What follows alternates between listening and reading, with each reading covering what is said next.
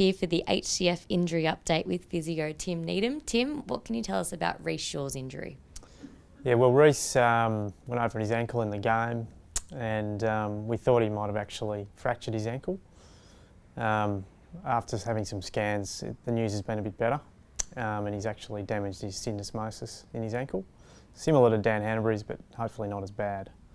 It's good news for him. And looking at a couple of guys who are hopefully coming back this week. First of all, Kurt Tippett, what's his update? Yeah, Kurt, he's been going quite well in rehab, so he's a really good chance to come back in this week. He's just really got to get through training. So we've got high hopes for him this week.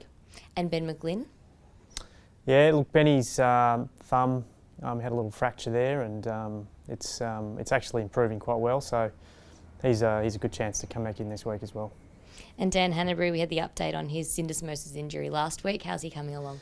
Yep, Dan, he's been on crutches and keeping weight off the ankle. Obviously, it's coming along pretty well actually. So we're hopeful he'll be running sort of by the end of the week into next week, and just continue that progression.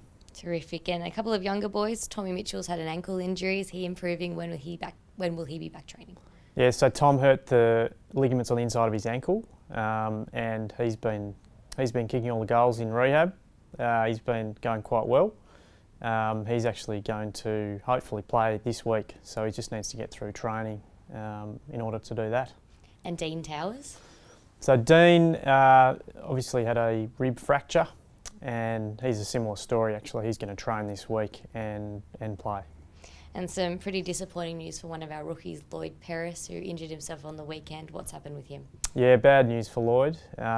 Scans have showed he's actually ruptured his ACL in his knee. So he's considering his options at the moment, but will obviously have surgery and be out for the season.